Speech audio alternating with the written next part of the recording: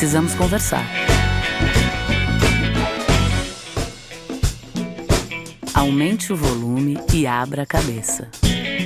Você está no Trip FM. Nosso assunto hoje aqui no Trip FM é futebol. Mais interessante ainda, bastidores do futebol e bastidores da seleção brasileira de futebol.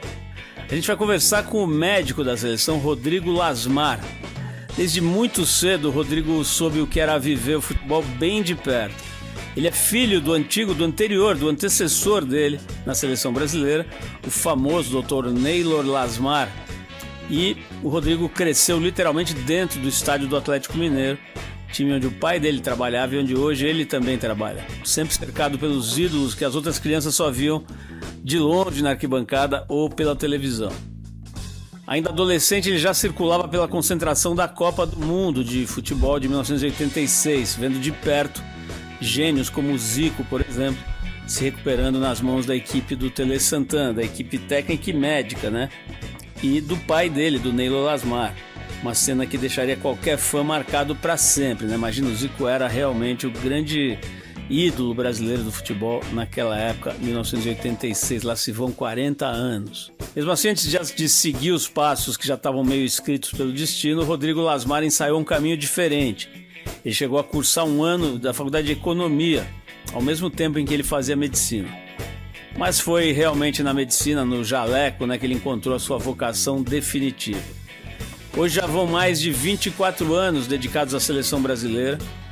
Rodrigo é médico ortopedista, mestre pela Universidade de São Paulo, professor da Faculdade de Ciências Médicas de Minas Gerais e chefe do departamento médico do Clube Atlético Mineiro, coordenador do departamento médico da Seleção Brasileira de Futebol. O cara já viu craques como Neymar, Ronaldo e tantos outros lidarem com suas dores, com as suas lesões e, em alguns casos, felizmente, com os renascimentos dentro de campo, né? Processo que a medicina tem conseguido hoje. E claro que também ele lida com o sofrimento psicológico, né? Com o sofrimento mental desses atletas. Bom, no Trip FM de hoje a gente vai conversar com o doutor que não só cuida dos corpos de quem carrega a camisa mais famosa do planeta, mas que também guarda histórias de bastidores que vão ajudar a gente a entender o futebol para além do que a gente vê em campo nos 90 minutos. Rodrigo Lasmar com a gente hoje aqui no Trip FM. Rodrigo, é um maior prazer, cara, te encontrar, te conhecer aqui, ainda que a gente esteja separado por alguns estados da federação, né? Mas é muito legal essa tecnologia que permite a gente bater esse papo aqui. Rodrigo, eu queria começar, cara, assim, eu já falei aqui na apresentação, né, sobre a tua carreira, mais de 20 anos aí na seleção e o seu antecessor, né, o seu pai, tudo. Muita gente, eu vejo que, aliás, um dos nossos desafios aqui é tentar fazer perguntas para os entrevistados que eles já não tenham respondido 8.000 vezes, né? E eu vejo que todo mundo que vai te entrevistar começa, não, mas e o seu pai, não sei o quê. Claro que a gente tem que falar dele porque é uma figura lendária aí, enfim, por todas as razões, né? Mas eu queria saber, cara, começar a saber do lado punk de ser herdeiro, né, cara? Existe um peso, né, dessa coisa de, ser o filho de alguém, né? Eu fico pensando como é que seria a minha carreira se o meu pai tivesse a mesma atividade que eu, né? E tivesse sucesso, principalmente, né? Você fica meio carregando uma cruz, ao mesmo tempo que você tem um legado, né? Que você tem, inclusive, portas que se abrem, imagino. Você tem esse peso, né, cara? Você não é a sua história, você é a continuação de uma outra história. Queria começar falando sobre esse aspecto, assim. Como é que é esse lado para você, né? De ser, de uma certa forma, o continuador de uma história muito importante. Bom, primeiro, um grande prazer participar com vocês. Muito obrigado pelo convite, Paulo, toda a equipe aí da Trip.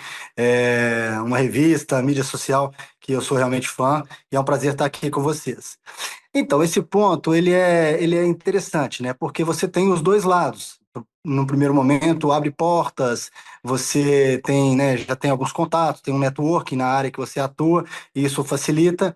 Mas tem esse outro lado que muitas vezes não é muito lembrado, que é, primeiro, a responsabilidade, né? A responsabilidade de dar continuidade a um trabalho e todos esperam que você tenha o mesmo sucesso, né? A mesma projeção que meu pai teve. Então, além dessa responsabilidade, existe no primeiro momento muito a desconfiança das pessoas. Ah, será que ele está aqui só porque ele é filho do Neilo? Ah, no início, né, tá assim, mas ele está aqui só porque o pai colocou, ele está aqui só porque ele tem uma família que já tem, né, uma tradição nessa área. Isso acho que no início é uma coisa desafiadora, é difícil, porque você precisa de mostrar para as pessoas que eu, apesar de ser com muito orgulho filho do Neilo, eu tenho as minhas ideias, eu tenho, né, as minhas maneiras de pensar, que nem sempre são absolutamente iguais, mas que eu carrego, obviamente, todo o background dele, todo o know-how que ele desenvolveu ao longo do tempo, que eu pude observar desde a minha, né, da minha infância, adolescência, eu pude observar e assimilar isso. Então, eu acho que essas questões, os dois pontos mais cruciais ali, primeiro a responsabilidade de carregar o nome, de fazer, né, jus a esse legado, e segundo, a desconfiança no primeiro momento das pessoas com relação ao seu trabalho, a quem você é, a quem você vai ser. À medida que o tempo vai passando e você vai se desenvolvendo na carreira, você vai sendo testado, né? Você vai sendo colocado à prova em diversas situações. E ao longo do tempo isso vai sendo mitigado, você vai mostrando que você tem ali as suas qualidades, você tem um motivo né, de estar progredindo, não é só abrir porta, né? Abrir porta é muito legal, ajuda muito, né? Networking é fundamental, mas não se sustenta. E aí tem um segundo momento que eu acho que ele é até mais difícil, que é a expectativa e a cobrança das pessoas naquele momento até você se firmar e conseguir dar sequência. Rodrigo, eu gosto muito de perguntar, de estudar cara, a relação entre o corpo e o psiquismo das pessoas, né? É uma coisa que antigamente era tratada com um certo desdém, eu acho, pela medicina. Me lembro de ver uma palestra de um médico muito importante, uns 15 anos atrás, meio zombando assim dessas coisas de meditação, yoga e não sei o que, como se fosse um complemento para a saúde, tá? Meio tirando um sarro, assim, tipo, isso é coisa de hippie e tudo, né? Ultimamente a ciência tem se aproximado, né? A ciência, digamos assim, mais cartesiana, tem se aproximado desses estudos, né? Do psiquismo humano e da evidente interação que tem entre o que a gente pensa, sente, entre o nosso corpo, a nossa fisiologia, né? E até, se aproximado também das ciências ancestrais, né? Dos saberes ancestrais, quer dizer, tudo está sendo... Acho que tem certos muros que vão sendo derrubados, né? Mas eu queria te ouvir especialmente sobre uma coisa que eu imagino que seja muito presente no seu trabalho, que é lidar com os corpos, mas também com os sentimentos, né, dos atletas. Cada vez mais, né, nessa época em que o jogador de futebol de elite acabou virando uma espécie de rockstar, né, uma figura pública assim de dimensões planetárias. Como é que cara, para você? Quer dizer, você acaba tendo que virar um pouco, entre aspas, psicólogo, quer dizer, a tua medicina acaba cruzando os caminhos do psiquismo. Como é que é esse aspecto quando você vai pegar um mega jogador que tá ferido, que está machucado, que está triste, que está derrubado, está preocupado com os contratos, com a namorada, com a exposição midiática? Me fala um pouco desse aspecto dessa cadeira que você ocupa, Rodrigo. A união, né, a integração entre mente e corpo, ela é fundamental quando a gente fala de alta performance, quando a gente fala de resultado, de conquista. Não existe um atleta que esteja muito bem fisicamente, mas não esteja bem do ponto de vista mental. Ele não consegue performar. Então, isso é muito claro. O futebol, né, que é o esporte que eu atuo, ele é um esporte de equipe, né? Então, ainda mais difícil, porque você tem relações interpessoais com um grupo muito grande de pessoas. Então, ter um grupo vencedor não depende de um atleta ser excepcional, não depende de você ter 11 atletas excepcionais, depende de você ter todos os atletas, 23, 26, depende de todo o grupo, né, da comissão técnica ao redor, e desistir um alinhamento e uma afinidade entre todos eles. Eles não precisam de ser melhores amigos, eles não precisam de sair dali né, do treino, do campo, para ir um na casa do outro, mas eles precisam de ter um alinhamento mental, né? E isso faz parte da saúde mental. E isso, aí você tocou num segundo ponto que é muito interessante. Eu talvez tenha vivido um pouquinho dessa transição, né, do que é hoje a exposição de mídia social, né, o que se tornaram esses, né, esses grandes atletas que são realmente celebridades, não são mais apenas atletas, né, do que era quando eu comecei a trabalhar em 1999, né, quando eu comecei a trabalhar com o futebol. Claro que naquela época nós já tínhamos ali alguns expoentes que eles extrapolavam ali só o jogador. Tínhamos Ronaldo, tínhamos, né, grandes atletas no mundo também, mas isso virou hoje de uma dimensão completamente diferente. Eu acho que não é papel só meu, só do médico, cuidar da questão da saúde mental deles. É claro que, por se tratar do aspecto de saúde, né, enquanto responsável pelo departamento médico, a gente tem que estar atento a tudo isso. Nós temos profissionais hoje, nós temos psicólogos dentro do clube, dentro do grupo, atuando de maneira discreta, mas entendendo o dia a dia dos jogadores. Nós temos todas as ferramentas, as maneiras de tentar conectar o atleta em alguma coisa além do que não só a parte física dentro do campo, né? A parte mental ela é importante. Então a gente procura desenvolver isso é fundamental.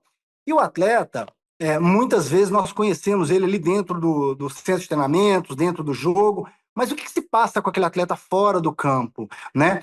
A grande maioria desses atletas tem uma história de vida muito dura, muito difícil. Eles trazem com eles histórias de vida que foram desafiadoras, de família, muitos são oriundos de famílias sem condições financeiras nenhuma, que realmente alcançam uma condição financeira e depois uma condição de exposição como personalidades muito grande. Então, a gestão disso entre eles, esposas, famílias, filhos, entre o grupo. Então, isso tudo é um desafio, né? Cada vez mais nós atuamos e nós vemos o crescimento de ferramentas e de desenvolvimento mental para que os atletas consigam ter a sua melhor performance. Então, isso, sem dúvida nenhuma, é uma realidade já hoje em dia. Cuidar desses aspectos extra-campo e principalmente de conexões que as pessoas têm, né, é indispensável para qualquer pensamento de resultado em alta performance. Rodrigo, vou insistir um pouco nesse ponto. Eu queria saber como é que é na seleção. A gente conversou já com alguns profissionais dessa área da psicologia do esporte. Por exemplo, a Carla Di Pierro teve aqui com a gente recentemente, né? Você acha que está sendo dada a devida dimensão, né? Você falou isso, pô, esses caras hoje são celebridades, né? Alguns deles são celebridades planetárias mesmo. Você vai, sei lá, você está no aeroporto de Abu Dhabi, você vê um outdoor do Vini Júnior meio sem camisa, com aqueles gominhos da barriga dele e tal, e vendendo perfumes e não sei o quê. Quer dizer, ao lado de astros de Hollywood, né? Nesse nível que a coisa tá hoje, né? Fora a grana, né, cara? Fora que esses caras estão ficando realmente multimilionários e acho que alguns já devem estar na casa do bilhão aí. E o 0 a 100 é muito rápido, né, Paulo? O 0 a 100, do nada a muito é muito rápido. Isso mexe muito com a cabeça, não tem jeito. Você tocou no ponto chave, né, cara? O moleque tá lá, pô, às vezes passando fome com 12, 13 anos, de repente ele tem um jato particular com 23, né? Dado esse contexto maluco, né, que aliás não é só... que não envolve só os atletas, mas enfim, esse mundo louco que tá hoje, cara, e esses moleques de repente se verem nessa situação, você acha que a gente, Brasil, CBF, instituições, digamos, estamos tratando isso da maneira correta, assim, dando a devida relevância para esse aspecto psicológico? Esse aspecto, ele merece toda a nossa atenção, ele já vinha sendo trabalhado, né? Então, nas Copas, na preparação para as Copas de 2018 e 2022, nós tínhamos um trabalho de uma psicóloga que fazia um trabalho não dentro da CBF, não dentro da seleção, mas ela fazia um trabalho de acompanhamento mais à distância, de orientação das pessoas, e desde o ano passado nós modificamos ainda um pouco mais essa estrutura toda e trouxemos um psicólogo, uma psicóloga, que é a Marisa, para dentro do nosso grupo. Então, hoje, já desde o ano passado, nós temos uma psicóloga que viaja, que acompanha a CBF, a seleção, em todas as suas atividades. Ela está em todas as refeições, ela está nas preleções, ela está no dia a dia, ela fica dentro do hotel conosco. Porque não adianta você ter um psicólogo que não cria relações com o jogador e que vai simplesmente fazer uma consulta virtual, que seja uma consulta pontual. Então ela tem que estar no dia a dia, ela tem que escutar, ela tem que criar ali pontes para poder se comunicar, para que o atleta possa se sentir confortável e aos poucos ir se soltando, né? E se entregando, porque se não houver essa entrega, não existe, né, resultado nesse tipo de acompanhamento. Então a gente tem isso, e eu acho que uma situação importante que nos deu, a partir do ano passado, condições de ser mais efetivo nesse tipo de acompanhamento e de melhora da performance. Então, acho que nós já demos um passo importante. É claro que existem ainda, né, muitas outras possibilidades que a gente pode melhorar, que a gente pode desenvolver. Na CBF, na seleção, é um pouquinho diferente, porque o que acontece? As pessoas não conseguem entender. O atleta ele fica no clube a maior parte do tempo. Então, hoje, como é que funciona o calendário da seleção brasileira? Nós temos 5 datas que são chamadas datas FIFAs, uma em março, uma em junho, uma em setembro, outubro e novembro. Em cada data dessa, nós ficamos com os atletas em torno de 10 dias. Eles se apresentam numa segunda-feira, treinam, jogam normalmente quinta ou sexta, jogam novamente na terça-feira e na outra quarta eles são liberados de volta para o clube. Então, o tempo, e nisso você tem as longas viagens, né, deslocamentos. Por exemplo, agora em outubro nós vamos jogar na Coreia e no Japão. Então, assim, esse período de 10, 11 dias, você ainda tem longos trechos. Então, o tempo efetivo que nós ficamos com os atletas, ele é curto, para que a gente possa realmente estabelecer essas conexões, né, para poder desenvolver esse trabalho. Esse trabalho precisa ser feito como base no clube, principalmente, porque é onde o atleta fica 80%, 90% do seu tempo, né? E a gente, na seleção, a médio e longo prazo, vai criando, então, uma estratégia de melhorar a parte mental dos atletas, né? Claro que em competições, Copa do Mundo, Copa América, Olimpíadas, aí a gente fica um tempo maior junto com os jogadores, e nesse momento, sim, sem dúvida nenhuma, a gente tem uma condição de atuar. Mas nessa hora, nós já estamos durante a competição. E a gente tem que tentar ter esse trabalho prévio para poder ter um resultado muito mais satisfatório do que a Copa do Mundo começa daqui a 10 dias, vamos fazer um trabalho mental agora, né? Então, nós já tivemos conversas, já tivemos momentos onde nós procuramos melhorar a respiração dos atletas, incentivamos todas as questões extra, como meditação. Isso fica muito individual, né? Tem atletas que são mais adeptos ou não. Muitos têm uma questão de fé, de religião que é muito forte, que os conecta a alguma coisa, isso traz um resultado mental fundamental. Então a gente tem que respeitar, porque é um grupo muito heterogêneo, cada um com a sua individualidade, com as suas crenças, preferências, e dentro disso tudo nós tentamos equalizar e trazer um aspecto de união, de grupo, de família dentro da comissão. Muito interessante, Rodrigo, porque a gente realmente tem uma outra imagem, né? A gente acha que a seleção fica o dia inteiro junto, vai no cinema à noite, né? Sai para jantar e tal, e pô, é bem diferente disso. Mas é legal saber que vocês estão com essa percepção, né, da individualidade e ao mesmo tempo da importância, né, dessas outras ferramentas, né? Que, pô, no mundo inteiro você vê atletas que têm uma equipe de cuidado de saúde mental, né? E aí, só te complementando, grande parte desses atletas, eles têm o seu staff ali. Normalmente, os atletas, eles têm ali, junto com eles, às vezes acaba tendo um fisioterapeuta, tem um educador físico, tem algum psicólogo, tem alguém que faz a parte de performance mental. Então, você tem um grupo de pessoas que estão em volta do atleta. E nós, enquanto seleção, procuramos estar sempre alinhados com o que está sendo feito lá. Porque quando acaba uma convocação, o que acontece? Eu tenho um atleta que vai para a Rússia, eu tenho um outro que vai para o Rio Grande do Sul, eu tenho um outro que vai para os Estados Unidos, eu tenho um outro que vai para a Alemanha. Então, assim, é muito distinta a realidade de cada um deles. E aí a gente precisa de ter sempre um núcleo central do que está sendo feito na seleção, mas estar conectado ao que está sendo desenvolvido em cada lugar do mundo, né? Para que isso seja motivo de ter resultados. Cara, interessante mesmo, né? Porque a gente não tem a dimensão dessa complexidade, assim, você fica assistindo meio de longe, né? Você acha que é Legal você estar trazendo essa fotografia. Agora, tem uma coisa, Rodrigo, eu queria saber como é que tá, cara, que assim, não importa se é jogador de futebol, se é jogador de golfe, se é surfista, cara, agora que junta homem, muito homem, dá meio ruim, né? Assim, parece que vem o pior de cada um, né? E se amplifica. Eu, pô, fiz algumas viagens, por exemplo, eu não estou longe, nunca tive nem perto de ser atleta de alto rendimento, mas fiz umas viagens de surf, por exemplo, em que vai 12 caras num barco, por exemplo. Cara, no terceiro dia já virou uma espécie de Big Brother com Carandiru, né? Assim, a impressão que dá é que o pior de cada um se soma ao pior do outro, né? O contrário do namastê, né? É, o ruim de mim saúda o ruim de você. E vira um grupo de ostrogodos, assim, de visigodos, né? No meu caso, no Oceano Índico.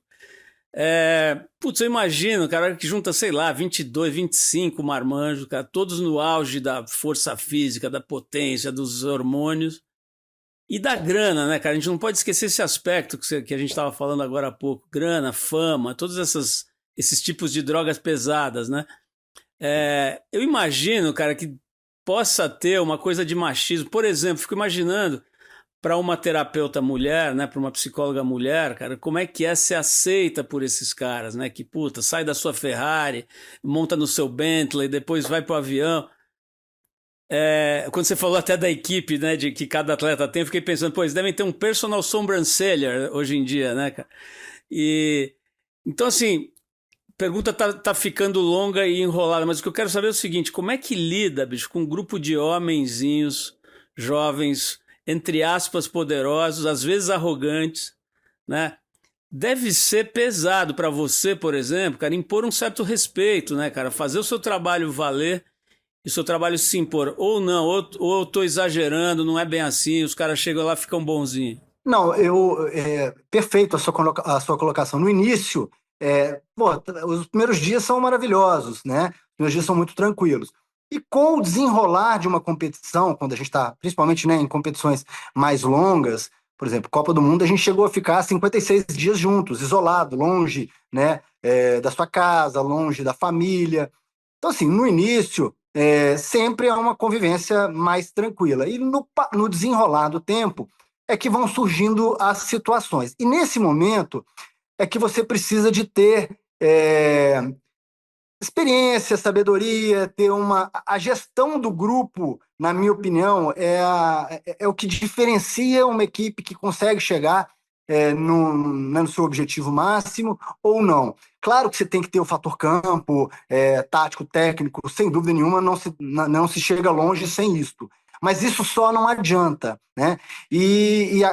Uma das grandes qualidades que um manager, um treinador tem que ter é exatamente essa gestão do grupo. Eu não gosto nem muito de chegar a falar que ele é um treinador de futebol, porque é muito mais do que isso. A gestão das pessoas, ela é fundamental. E assim, quando a gente já começa a ficar muito tempo, né, fazendo isso, você começa a aprender, né? Eu já estou indo para a minha sexta Copa do Mundo, comecei em 2002, a primeira. Então, assim, você começa já, antes de acontecer o problema, você já começa a saber que aquilo ali é um indício de que nós vamos ter um problema. Então, você tenta matar aquilo ali na raiz, não deixar crescer, né? A gente tenta, hoje em dia, né?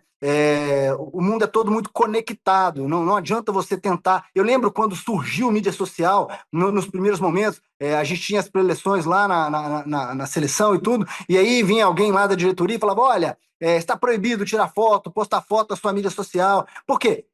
A gente não sabia o que era aquilo, era uma completa novidade, parecia que era uma exposição do nosso mundo para fora, onde e a gente se preocupa muito com essas regras, com essas barreiras de imprensa, do quanto que nós vamos estar expostos ou não, para preservar exatamente uma integridade ali do grupo. E aí isso virou de cabeça para baixo, de repente hoje é outro mundo, então as diretrizes são outras, os conceitos são outros, né? A gente se preocupa com outras situações que elas podem interferir. Então, às vezes, um vídeo, uma postagem de alguém de dentro do grupo, ela pode ser mal interpretada do lado de fora, pode criar ruídos externos que vão prejudicar o relacionamento, pode ser mal entendido ao ponto de achar que um atleta não está identificado, não está satisfeito com o trabalho do outro, ou do treinador, ou que as esposas não estão bem. Ou seja, é um universo muito grande de situações. Então a gente tenta entender e antecipar possíveis problemas, porque é isso daí. Depois de 5, 10, 15 dias juntos, aquilo ali é realmente um possível barril de pólvora. E administrar isso para não deixar acontecer nada é uma das grandes virtudes que o grupo, a comissão técnica, tem que ter. Né? E a gente sempre se preocupa muito com isso, mas muito. Isso é uma preocupação diária. Né? Como você colocou, os caras são muito jovens, os caras são muito ricos, são muito famosos, são muito poderosos, eles estão acostumados a terem as pessoas para fazer o que eles querem. E a gente sempre tem uma diretriz que é, não, dê a ele o que ele precisa, não o que ele quer, né? Eu lembro muito do Tite, né, que foi nosso treinador durante 2 ciclos, um cara muito bacana, que tem uma visão humana, de grupo muito grande, e ele sempre falava, nós temos que dar para o jogador o que ele precisa, não o que ele quer. Às vezes o cara quer uma folga, o cara quer treinar um período só. Não, é isso que ele precisa? Não, então não vai ser dessa forma. Ou o contrário, o cara tá achando que precisa melhorar fisicamente, ele quer treinar, ele quer exagerar, acaba o treino, ele quer continuar treinando para melhorar. É isso que ele precisa? Não, ele não precisa, ele já treinou, então ele não vai ter. Então, administrar isso, a questão humana, a questão mental, a questão física, é um desafio, é o maior desafio, né? E 23 atletas, né, no auge de testosterona, de força, de tudo isso, juntos, acostumados a todo mundo falando pode, poucos falam não, é difícil. E ao longo do tempo, você tem que construir uma relação com esses atletas, né, com esses jovens, de confiança. E é nisso que a gente tem que se basear.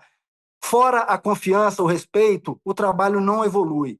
Então, se o atleta chega lá, ele olha para mim, ou ele olha para um outro fisioterapeuta, ou para um outro profissional na área da preparação física, ou na área técnica, se ele não se sente à vontade, se ele não respeita aquele profissional, se o profissional não tem uma conduta ali que ele concorda, ele não vai seguir, ele não vai concordar e o trabalho não vai andar. Então, eu acho que é importante isso, criar uma conexão, um respeito, para que quando você tiver que falar assim, olha, não pode, não dá, o cara fala, pô, esse cara aí, eu respeito o que ele está me falando e eu vou fazer. E graças a Deus a gente tem uma relação muito tranquila, muito boa com os jogadores. Apesar de serem superstars, celebridades, com tudo isso que a gente colocou, quando todos estão juntos, todos se esforçam para serem um grupo, para tentarem evoluir dentro do melhor sentido para ter o resultado. Então, isso eu acho que é muito legal. Talvez, né, quando você trata ali de esportes individuais, que porventura os atletas têm que se juntar, mas com objetivos individuais, seja mais difícil, porque a pessoa não precisa de ser, teoricamente, de grupo. Ela está preocupada com ela performar e conseguir ali o objetivo dela. Com o coletivo, não. E eles entendem que isso é fundamental. Rodrigo, eu acho que faz todo sentido o que você está falando. Até fiquei pensando assim como mudou, como vem mudando, felizmente, na minha opinião, o perfil dos treinadores, né, cara? Eu me lembro de ter participado anos atrás como entrevistador do Roda Viva da TV Cultura com o Filipão, que foi uma figura legal, importante e tudo, os 1000 méritos para ele, mas era um cara assim com uma postura, vou me permitir assim vamos dizer assim, de forma anedótica, dizer meio de sargentão, né? Você era uma espécie de um sargentão, um cara de disciplina. Você até combinava com aquele estereótipo do gaúcho e tal. Hoje, a hora que você pega o Tite, por exemplo, é quase que um terapeuta, assim, né? Você vê que é um cara delicado, inclusive no melhor sentido da palavra, e bastante humano, né? Você vê que ele tem um olhar, um jeito de falar, de que ele está prestando atenção no outro, né? E agora, quem sou eu para dizer, mas a impressão que dá como, vamos dizer assim, jornalista e torcedor, é que o Ancelotti parece ser um cara que combina os dois mundos, né? Acho que ele sabe ser sargento quando precisa, mas parece ser um cara bastante humano também, né? Bem diferente do Tite, o jeito e tudo, mas você percebe que ele está ligado no grupo, na sensibilidade, essa acho que é uma palavra, né? Dito isso, cara, antes de você me falar sobre os treinadores, eu queria te ouvir sobre o Ancelotti, mas, cara, eu queria, sem querer criar polêmica, nem lacrar, nem nada, não precisa falar nome de ninguém, mas, pô, do jeito que você explicou, pô, legal, os caras você acaba ganhando respeito deles e colocando o seu trabalho para funcionar. Mas eu imagino, cara, que quase 25 anos de seleção, você já deva ter encontrado uns bebê diabo, né? Aquele jogador do inferno que não obedece nada, que não respeita, que causa, né? Sempre tem. Tem alguns históricos, tem até livros sobre isso, né? Sobre figuras que eram disruptivas, né? Que bagunçavam o coreto da seleção. Você já teve alguma treta, cara, com um jogador de chegar num ponto que você fala assim, ó, cara, não dá pra tratar esse moleque, se vira aí por mim, tirava ele do grupo. Sem criar problema pra você, mas você já teve alguma Claro. situação desse tipo? Então, vamos lá. Primeiro, só para desmistificar um pouquinho, eu tive a oportunidade de trabalhar com o Filipão, né? Em 2002, fomos campeões, pentacampeões. Depois eu tive a oportunidade de trabalhar com ele aqui no Atlético. Ele veio ser treinador aqui do Atlético até recentemente. E assim, o Filipão é engraçado, porque ele passa uma imagem externamente de ser um sargentão, de ser um cara assim, mas internamente ele é o oposto, cara. Tanto que em 2002, o mote lá, né, o que fica da história de 2002 era a família escolar, porque ele criava um ambiente, ele é um cara super leve, divertido dentro do grupo, mas externamente era como se ele fosse um grande escudo para o grupo. Então ele era ranzinza lá de fora, ele fechava e tal, mas internamente ele era um cara adorado pelos jogadores, um cara engraçado. Várias vezes assim, eu tive situações com ele que assim, a gente estava reunido assim, ele falou assim, ó, lá fora deve estar todo mundo achando que nós estamos brigando aqui, né? Nós estamos rindo, eles nem sabem o que nós estamos falando, a gente estava rindo, e a imprensa filmando e tal. Tipo assim, ele é um cara muito legal, muito leve, e o grupo gostava muito dele, todos os atletas assim, tinham uma admiração, e foi uma escola para mim, porque eu nunca tinha trabalhado com o Filipão até encontrar com ele na seleção. Eu já tinha trabalhado contra, ele era treinador do Cruzeiro, e eu era médico do Atlético, então eu tinha também essa impressão que ele era um cara assim, mas quando você entra, você entende que aquilo ali faz parte do jeito dele trabalhar. Então ele, externamente, com a imprensa, ele segura, ele bate de frente, ele segura, porque ele cria meio que um escudo para blindar, e o trabalho interno ele é muito leve e muito bacana. Então, o Filipão, às vezes a impressão externa é um pouquinho diferente do que realmente é. O Tite, a gente não precisa falar, né? Um cara, pô, extremamente bacana. Eu sou um admirador dele como pessoa, como ser humano, muito, muito preocupado com a individualidade de cada um, com as pessoas, com o lado humano, né? Um cara, pô, fantástico, sou fã. Tive a oportunidade de estar com ele em 2 ciclos, né? Um treinador que teve a sequência mais longa da seleção, e eu tive esse período com ele, um cara muito de processo, que escuta muito todo mundo tem muito lugar de fala, ele escuta o médico, quer saber o que o médico está falando, ele escuta o que o educador físico está falando, ele escuta o que o fisioterapeuta está falando, ele escuta o que os auxiliares estão falando, e no final ele decide como grande cabeça da comissão técnica. Mas um cara que tem, assim, muita condição de gerir um bom grupo, de criar um ambiente também muito, muito bom. E o Ancelotti agora, uma surpresa muito, muito gratificante poder trabalhar com ele, primeiro pelo tamanho do treinador, né? Ele é um cara assim, ele é muito respeitado por todos. Hoje em dia a gente costuma brincar que a gente viaja.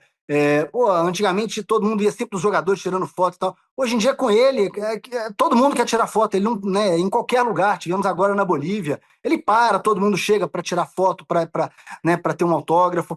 Exatamente pelo tamanho do treinador. Ganhou tudo. E ninguém ganha tudo sem uma estratégia. Claro, cada treinador tem a sua maneira de conduzir, cada treinador tem a sua maneira de enxergar. O Ancelotti, ele é um cara muito fácil. E num primeiro momento a gente fica pensando, né, não, vai chegar um Ancelotti, um cara desse tamanho, vai ser cheio de barreiras, você não consegue falar, você tem sempre muita intermediação e tal. E é o oposto, ele é um cara extremamente fácil, extremamente aberto, assim, a relação com ele, com toda a comissão técnica, tem sido excelente. Eu assim, fiquei muito, muito feliz de ter, primeira oportunidade, né, de entender como é o treinamento de dia a dia de seleção de um cara, né, estrangeiro, com tantas vitórias, com tantas conquistas. E até agora a gente tem visto e tem aprendido muito, porque ele cria um ambiente muito favorável. E grande parte disso, Paulo, que eu acho é o seguinte: o cara que está em campo, quando ele olha para a beirada do campo, ele tem que olhar para quem está lá e falar assim, cara, esse cara, ele falou para fazer isso, eu vou fazer isso, porque esse cara é o cara, entendeu? Não adianta, o jogador tem que respeitar muito, o treinador tem que ser muito grande, porque o treinador vai estar orientando, vai estar coordenando atletas que são hoje, como você colocou, mega celebridades, estrelas em qualquer time, nos melhores times do mundo. Então o cara tem que se sentir, né, dentro de uma hierarquia, ele tem que falar assim, olha, cara, esse cara sabe o que ele está falando, para poder desempenhar o papel, porque, novamente, né, voltando, futebol é coletivo. Se o jogador entra em campo e fala assim, não, eu vou fazer desse jeito, porque eu acho que esse jeito vai ser melhor, isso não é uma coisa que está sendo taticamente desenvolvida, não funciona. Então tem que ter um líder, tem que ter um gestor disso tudo, e o treinador é o cara para se fazer isso. E o Ancelotti, assim, nem não precisa de falar exatamente tudo que esse cara conseguiu no mundo, que ele conquistou, todas as principais competições e inúmeras vezes, e dentro da seleção, o que eu vejo é um respeito e uma admiração muito grande, que eu acho que é aí que nós vamos no caminho certo. Agora, cara, primeiro te agradeço por fazer essa correção com relação ao Filipão, né? Porque, de fato, às vezes você tem uma fotografia de fora, né, cara, que é o oposto do que acontece, né? Eu não sabia, eu achei que o Filipão era o que ele parecia ser, né? Que você tá me dizendo. E aí você começa a colocar em perspectiva do tempo, você vê que os jogadores adoravam mesmo ele, né? E que ele colheu resultados, porra, importantíssimos, né, na carreira dele. Então fica feita aí essa reforma sobre a imagem do. Eu acho que é parte do personagem ali, Filipão, entendeu? Aquele jeito gaúcho, você falou, muito isso, muito... E aí ele tinha aquela miniatura, né, que era o Murtosa, né, que era aquela... Quer dizer, ficava perfeito o personagem com mini-mi, né? Mas a segunda parte da sua pergunta eu acabei não respondendo. Você encontrou algum jogador boitatá, algum bebê diabo na sua carreira? Cara, não, seleção nenhuma. Clube, às vezes, é um pouco mais difícil, porque né, o dia a dia ali é um pouco diferente. Eu acho que a seleção, o que acontece com o jogador? Por mais que ele seja uma celebridade, um jogador extremamente fundamental no seu clube, quando chega na seleção, ele entende que é um pouquinho diferente. Entende que se ele não tiver alinhado com todo mundo, ele não volta. Na próxima, o treinador fala assim, eu tenho outro para convocar. Né? Então, assim, machucou, e isso é uma outra coisa que as pessoas muitas vezes não entendem.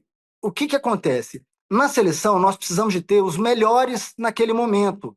Então, se eu tenho um lateral, um zagueiro, um atacante, um volante, que por algum motivo ele não está na sua melhor condição física, ele teve uma pequena lesão, ou ele não pôde treinar porque vem de uma lesão, então ele está treinando, ele não está performando, e a gente controla isso hoje muito bem com todos os dados que a gente tem, dados de métricas de GPS. Então hoje os jogadores são muito monitorados. A gente monitora sono, a gente monitora alimentação, hidratação, a gente monitora os trabalhos que são feitos dentro de campo, distâncias percorridas, velocidades alcançadas, velocidades máximas, distâncias em velocidades acima de 25 km por hora.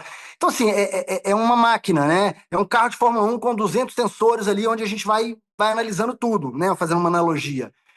Então, se ele não está na sua melhor condição física, o treinador tem outra opção para trazer um cara que naquele momento está melhor. Então, às vezes a gente tem uma situação onde a opção do treinador é ter quem está na sua melhor condição naquele momento. E isso é diferente do clube. No clube, o treinador ele tem ali 2, 3 jogadores para aquela posição e muitas vezes ele não tem como mudar aquela história, só no outro ano para contratar. Na seleção, não. Então, o jogador machucou, está dentro do grupo, ele desconvoca e traz um outro.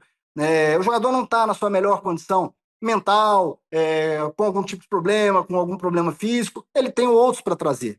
Né? Então, na seleção, acho que eles se comportam muito bem. De peito aberto, assim, eu te falo, nunca vivi nesses 20 e poucos anos aí de seleção uma situação de um atrito, de uma indisposição com algum atleta. Graças a Deus, a relação ela é de altíssimo nível, e agradeço a todos os jogadores com quem eu já trabalhei, com quem eu trabalho, pela confiança, pela parceria, pela amizade e pelo trabalho que a gente faz junto com eles. Rodrigo, eu vou virar o jogo agora um pouco para a medicina como um todo, né? Não só a medicina que você faz com atletas, medicina esportiva de alto nível, né? Você cuida da seleção mais famosa do mundo, né? Acho que dá para falar isso, né? Mas assim, a medicina como um todo é um assunto que de vez em quando a gente aborda aqui, conversando com médicos ou com... Eu tive uma entrevista, por exemplo, muito marcante aqui na nossa história, que foi com uma moça que estava com câncer terminal e acabou se tornando uma espécie de ativista para falar sobre a morte, né? E ela faleceu algum tempo depois dessa entrevista, uma menina jovem e tal. E ela de uma certa, ela, ao mesmo tempo em que ela enaltecia demais a medicina, né, o que a medicina estava conseguindo fazer por ela para diminuir a dor, sofrimento e tudo, ela se queixava muito também da postura de alguns médicos, sabe? E ela escreveu um livro sobre isso, que também sobre isso.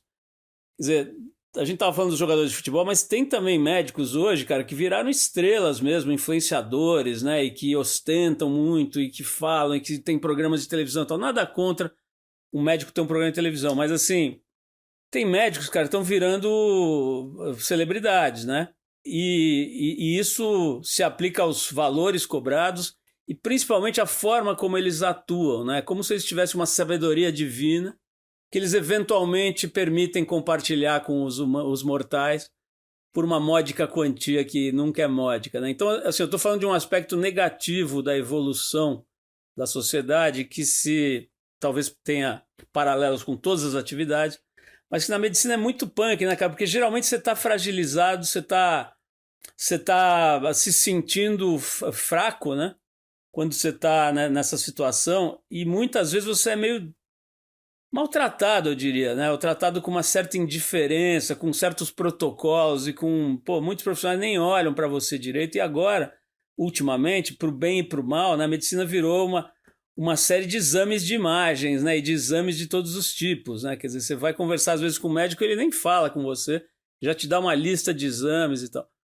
Queria que você falasse um pouquinho sobre isso, cara, sobre uma certa divinização da medicina, uma certa celebrização, né? Como é que você vive isso na sua prática, né? Quer dizer, na sua vida, assim. Me fala um pouco desse aspecto, né? Eu como observador, digamos, do comportamento da sociedade, como jornalista, cara, e também como cidadão, tenho visto muita gente trabalhando errado com a medicina, sabe? Se colocando num lugar assim de semideus.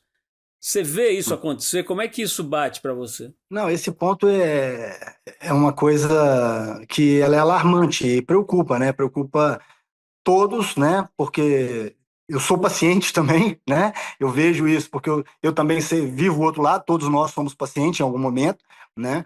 E vejo o outro lado, que é o lado de ser médico e da medicina. Então eu acho assim que a gente tem uma sequência de situações, de momentos que culminaram hoje em dia com uma situação muito difícil.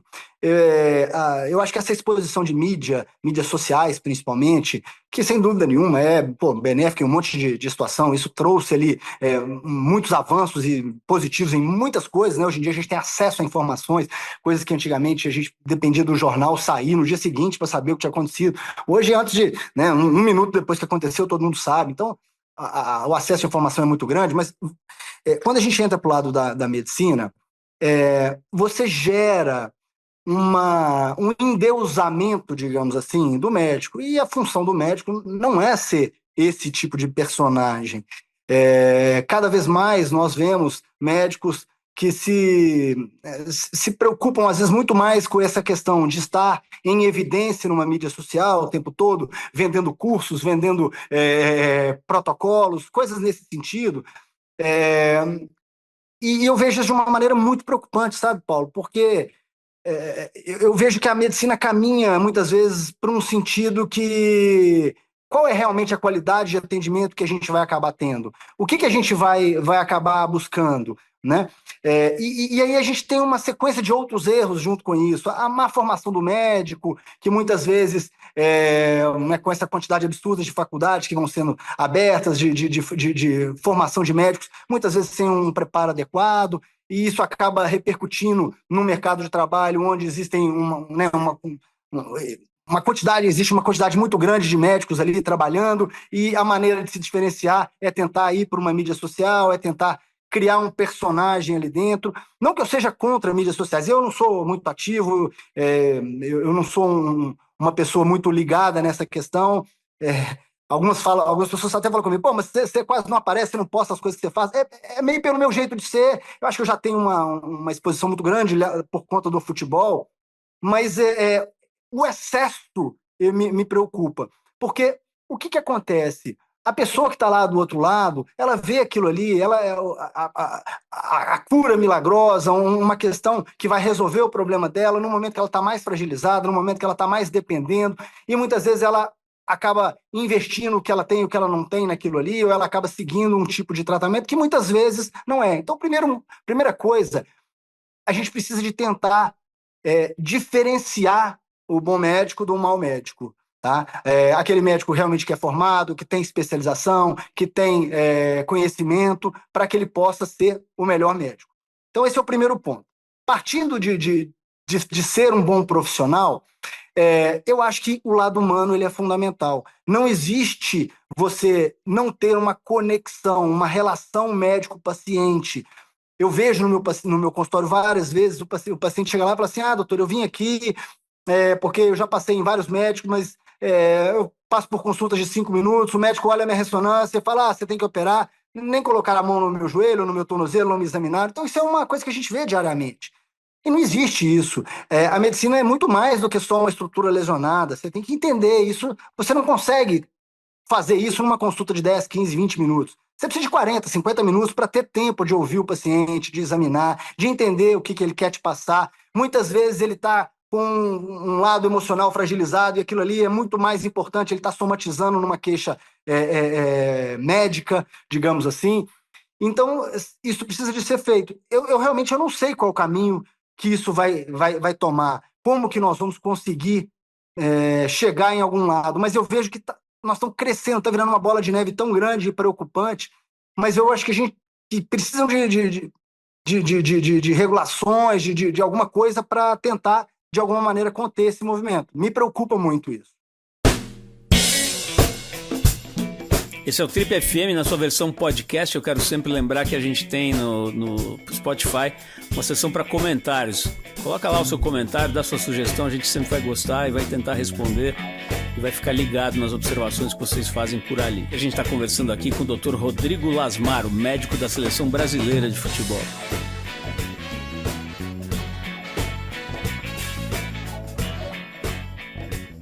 Rodrigo, vamos para a medicina do esporte de volta. O esporte na Trip é um componente muito presente, né, na nossa, vamos dizer assim, no nosso radar aqui jornalístico há muitos anos, né, mais de 40. Eu me lembro, por exemplo, da gente fazer uma cobertura de um dos primeiros, acho que o primeiro Ironman que teve no Brasil, eu acho que foi, sei lá, anos 90. E a nossa cobertura, cara, ela ouviu profissionais de medicina. Não foi uma mera cobertura do que aconteceu na prova, né? Mas chamou muita atenção a gente ver o estado que as pessoas chegavam, né? Não a Fernanda Keller, que chega parecendo que acabou de sair do banho, né? Mas o resto da galera chegava destruído e tudo. E a gente foi ouvir os profissionais, cara, e já naquela altura, tô falando aí, sei lá, 30 anos atrás, o papo era o seguinte, cara, o esporte de alto rendimento, ele faz mal para a saúde. É mais ou menos isso, né, no final das contas. Hoje você vê os maiores especialistas em fisiologia do esporte, eles não recomendam essas atividades extremas para ninguém, né? Eles entendem que algumas pessoas querem e precisam, ou enfim, podem se submeter a isso e tal, eles cuidam dessas pessoas, mas pro afegão normal, como se diz aí brincando, né, pro cidadão comum, o ideal é uma atividade física moderada e permanente, assim, constante, né? Pelo menos esse é o consenso atual. Queria que você falasse um pouco sobre isso, né? Você que lida com caras aí né, obviamente, de altíssimo rendimento, que, jogam toda hora, treinam loucamente. Eu conversei com o Danilo, agora que você deve conhecer super bem, muito melhor que eu, né? A gente entrevistou ele, moleque ótimo, por sinal. Parece ser uma liderança... Cabeça fantástica, né? Uma liderança natural ali entre a molecada e tal. E ele falou disso, falou, cara, a gente se destrói, cara, essa aqui é a real. Meu pé, se olhar pro meu pé, você não vai acreditar, cara. Meu pé parece sei lá, uma pata de animal, assim. Como é que é esse aspecto, cara? O esporte de alto rendimento, no fim, destrói mesmo? O esporte de alto rendimento não é saúde. Esse é o primeiro conceito. É superação, conseguir quebrar seus próprios limites. É muito mais por esse lado do que entender que eu vou fazer um esporte de alto rendimento porque eu vou estar com a minha saúde em dia. Não é isso, né? E nós, enquanto médicos do esporte, a gente está sempre tentando auxiliar o atleta a chegar no seu limite, né, a superar o seu limite, porque é o objetivo que ele tem. Mas se a gente imaginar isso como qualidade de vida, como saúde, como longevidade, longe disso, né? Então, a gente vê no consultório hoje em dia inúmeros atletas com as articulações completamente, né, arrebentadas, destruídas, por questões de esporte e alta performance ao longo do tempo. Não precisa ir longe. Há 2 dias atrás, a gente voltando aqui na conversa, eu operei o Tite, né? Eu fiz uma prótese no joelho do Tite. O Tite foi um jogador, antes de ser treinador, durante muito tempo. Naquela época, sentia dor, operou o joelho uma vez, operou outro, operou de novo. Ele destruiu os 2 joelhos. Então, eu fiz uma prótese no joelho dele há 2 anos atrás, ele ficou muito bem, e agora eu fiz no outro joelho. Ele está hoje de alta, voltando para o Rio de Janeiro.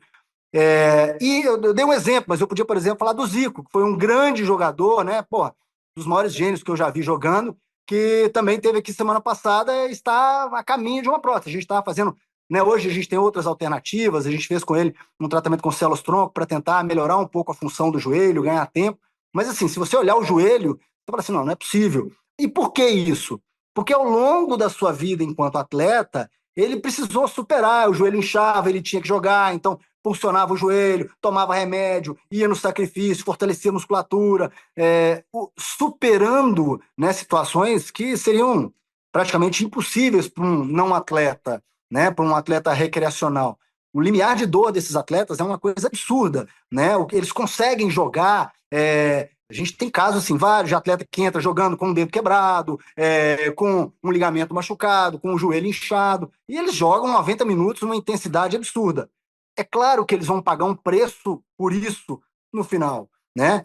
Mas naquele momento, a cabeça do atleta é um negócio diferente. Eles têm que ser estudados, porque a determinação, o objetivo, a superação que eles têm, aquilo ali, motiva eles de uma certa forma, e ele não quer saber, ele fala, não quero saber se me dá um remédio, melhora a minha dor, eu vou jogar, né? E principalmente isso, né, uns anos para trás, onde a medicina não era tão evoluída, muitas situações foram vivenciadas e hoje vários desses atletas pagam o preço. Então é muito comum no nosso consultório, né, atender ex-atletas com condições físicas, articulares, completamente complicadas, digamos assim. Rodrigo, vou fazer uma pergunta meio de curioso aqui. Ontem eu passei por dentro de uma academia de CrossFit, né? Para chegar num lugar, eu passei por dentro dessa academia. E eu vejo sempre os caras treinando ali, me parece uma coisa um pouco excessiva e tal. Mas não vou nem entrar nesse mérito, cara. Eu sei que eu vi um rapaz lá, um garotão, um cara devia ter uns 28, assim, fazendo um levantamento desses de peso. Não me lembro como é que chama isso, de que você tira do solo e levanta, assim. E ele tinha uma musculatura de perna, cara, impressionante, assim, era uma perna muito, até desproporcional com o corpo, assim, era uma perna muito grossa para um corpo mais normalzinho, assim.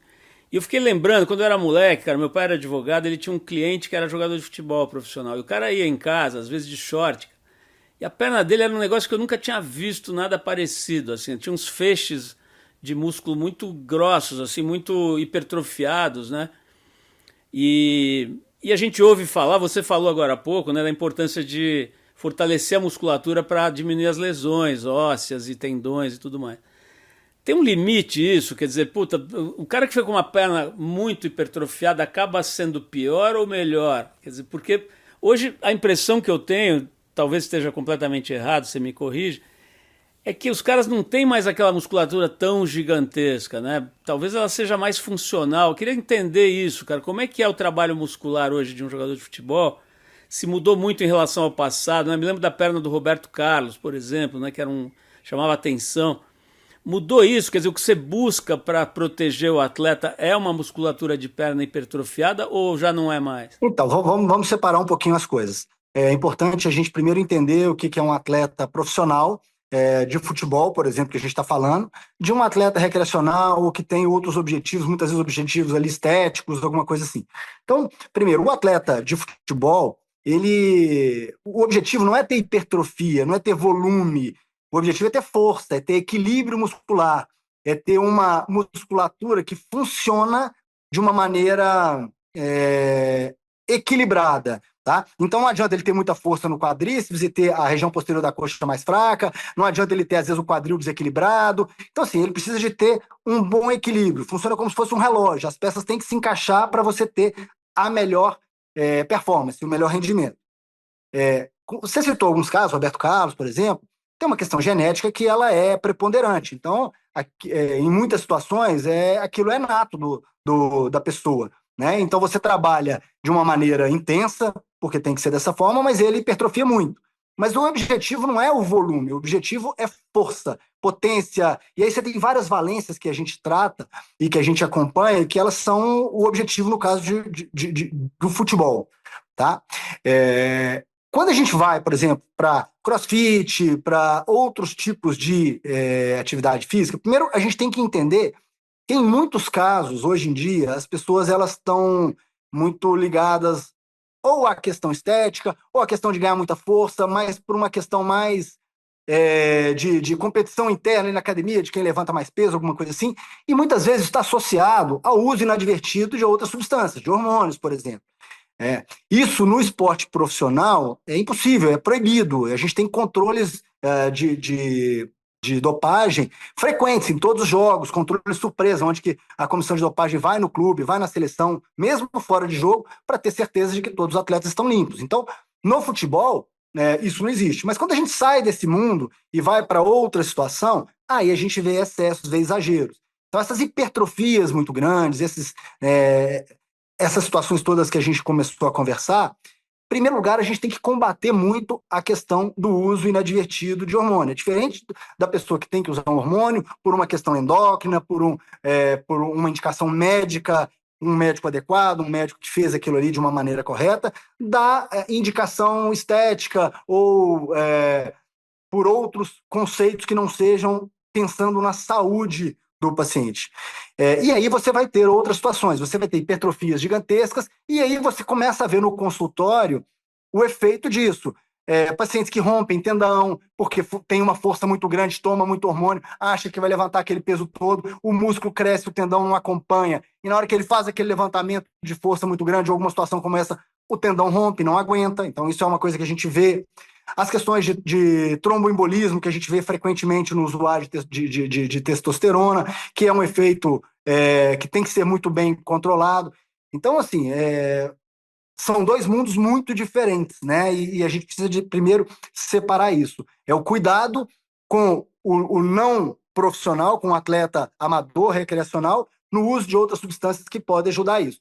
E a hipertrofia, ela chega num certo ponto e ela não consegue avançar muito mais se não tiver o auxílio de outras substâncias.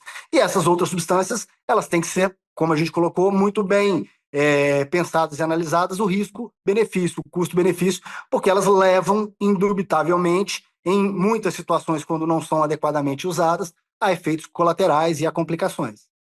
Rodrigo, estamos terminando aqui, você está dando uma aula para a gente aqui, muito legal, cara, a gente está aprendendo muito, certamente os ouvintes e espectadores também. Vou querer falar de um assunto que assim, incontornável, né? Que é como é que faz, cara, para trabalhar tanto tempo. Eu sei que a sua atuação é uma atuação mais técnica, né? Você deve ter ali um campo mais protegido, mas a gente sabe que a CBF não é exatamente a entidade mais inquestionável do Brasil, né, cara? Muita coisa ali, muito questionamento, muitas coisas. Por exemplo, o fato de que boa parte dos últimos presidentes da CBF foram afastados, chegaram a ser presos e tudo mais. É uma lista longa, né? Quer dizer, é uma entidade bastante questionável, digamos assim, né? Ao mesmo tempo, cara, ela é fundamental, ela trata de uma coisa que é mesmo fundamental para a construção da identidade do Brasil, né? Que é o futebol, a seleção brasileira e tudo mais. Como é que cara, para lidar com isso? E eu acho que você e o seu pai são provas de que é possível trabalhar nesse tipo de identidade sem estar em nenhum momento envolvido com nada, né? Somar você e seu pai dá mais de 50 anos, eu acho, né? Ou perto disso, de bons serviços prestados ao futebol brasileiro, à CBF e à seleção. Queria que você falasse, eu sei que é delicado, mas queria que você falasse um pouco como é que é para você lidar com isso. De repente, sabe, o presidente é afastado já teve queixa de assédio moral, de assédio de todo tipo, né? O Edinaldo Rodrigues agora foi afastado por uma decisão judicial. Quer dizer, é um ambiente conturbado, né? Isso acho que não dá para negar. Como é que é para você, cara, não se deixar... Eu vejo que vocês têm Você e o seu pai, né? Você citou agora a questão das redes sociais, tem uma postura muito discreta, muito elegante, inclusive, devo dizer. Mas, enfim, como é que é estar nesse lugar, cara, e não se deixar abalar por isso? Não só na CBF, mas no clube também, essa é uma situação muitas vezes difícil, né? A gente já vivenciou trocas de comando, de presidência, por exemplo, no Atlético, em diversas vezes, na seleção também, na verdade não na seleção, né? Na CBF também, em várias situações, mudança de comando. Então essa questão política, ela acontece no futebol, tanto nos clubes quanto na CBF. Eu acho que o mais importante é tentar não misturar, é tentar blindar um pouco, no caso, falando de seleção, blindar a seleção. É tentar criar um ambiente de seleção brasileira que ele não é influenciado pela questão da CBF, ou na mesma coisa do Atlético, na questão do futebol, não ser influenciado pela questão política do clube. Porque ali é um ambiente que tem que ser preservado, né? Você precisa de ter uma tranquilidade de trabalho, uma tranquilidade para poder desenvolver a sua melhor condição, para que os atletas cheguem, joguem, ganhem. E quanto menos eles tiverem qualquer tipo de interferência externa, isso facilita muito. Eu procuro, de maneira geral, não me envolver muito com as questões políticas, né? Desde o clube, eu lembro que, quando eu entrei no Atlético, um dos conselhos, né, na época que meu pai me deu e que eu sempre me preocupei muito é ter um relacionamento profissional muito grande com todo mundo, né, hierarquicamente acima de mim, com o presidente, com toda a diretoria, mas tentar ser isento o máximo possível. O que eu posso, assim, deixar de conselho, né, eu sei que, né, deve ter várias pessoas aí que sonham em trabalhar no futebol, em ser médicos ou em outras áreas dentro do futebol. Um conselho que eu poderia deixar para essas pessoas todas que estão nos ouvindo dentro disso é que quanto mais você se descolar da questão política e se ater às suas questões técnicas, mais longeva vai ser a sua vida dentro do futebol. Por quê? Porque em todas essas instituições, as coisas muitas vezes são dinâmicas, e você tem que se manter pela questão do seu trabalho, pelo respeito que você tem com os atletas, com os jogadores, pelo relacionamento que você faz dentro do seu dia a dia. Porque não existe outra solução que não seja essa. Eu não posso, por exemplo, estar no meu clube e aí, hoje é diferente, o Atlético virou SAF, então a gente tem um dono, tem uma continuidade, mas vamos imaginar um clube que você tem ali uma variação grande de políticas, hein? Um presidente, aí 2, 3 anos depois entra a oposição, e aí tem aquela coisa, não, vou mandar todo mundo embora porque todo mundo estava ligado ao ex-presidente, coisas desse tipo, né? Quanto mais você estiver lá mostrando que você tem a sua competência técnica, que você não vai ter nenhum tipo de atuação baseado em influência, não é um presidente que vai virar para você e falar assim, tira esse jogador, coloca esse jogador não convoca, não só na área médica, mas em todas as áreas. Não, se você se envolver, se misturar nessa situação, é questão de pouco tempo e você não vai continuar. Então eu procuro ser técnico, dar a minha contribuição da parte que eu tenho condições de falar, que é da parte médica, colocar a minha experiência, a minha visão para ajudar o time, para ajudar a equipe, e espero, né, a gente trabalha para isso, que o meu trabalho seja visto dessa forma, que eu seja mantido, porque eu sou uma pessoa que tem competência e tem condições, muito também, a gente falou aqui muito de futebol, não só técnicas da parte médica, mas da parte humana, da parte de relacionamento, de ter a confiança das pessoas, e estar lá porque as pessoas confiam no seu trabalho, e não só porque alguém te colocou e 2, 3 anos depois vai mudar a presidência e vão te trocar porque você está ligado politicamente a um grupo ou a outro. Cara, eu tenho algumas perguntas de ouvintes aqui que a gente avisou que você viria aqui ao programa e muita gente quis fazer umas perguntas. Eu tô com uma aqui que eu acho legal. A gente tava falando tanto da medicina, né? Enfim, dos prós e contras. Esse cara eu acho que ele chama Rodrigo Freire, eu acho que ele está estudando medicina. Ele fez uma pergunta singela aqui, que ele queria um conselho seu para quem está estudando medicina. Então, eu acho que essa última resposta que eu dei agora talvez seja grande parte né, dessa pergunta. Da resposta a essa pergunta dele, né? Como trabalhar no futebol. Então, eu acho que é fundamental você ter em primeiro lugar, você tem que trabalhar e procurar ter algumas virtudes, né? Primeiro, a questão de preparação. Você precisa de ter uma boa preparação, você precisa de estudar muito, precisa de se especializar. Sem dúvida nenhuma, esse é o principal pilar. Então, você tem que estar muito capacitado e atualizado. Hoje em dia, a medicina muda muito rápido, né? O que é hoje em dia visto como uma regra, 2, 3 anos depois já mudou e você já tem outras opções, outros tratamentos. Então, você tem que estar sempre muito atualizado. Não para de estudar, não para né, de estar atento ao que está acontecendo no mundo. Quando você trabalha com atleta de alto nível, você tem que ter conhecimento e ciência do que existe de mais novo no mundo inteiro. Não adianta você estar tentando fazer um tratamento que era feito 5 anos atrás. Então, a primeira coisa é a capacitação. A segunda coisa que eu acho que é muito importante é a capacidade de se comunicar, né? Dentro do futebol ou dentro de qualquer esporte, você tem uma relação interpessoal com pessoas de várias áreas.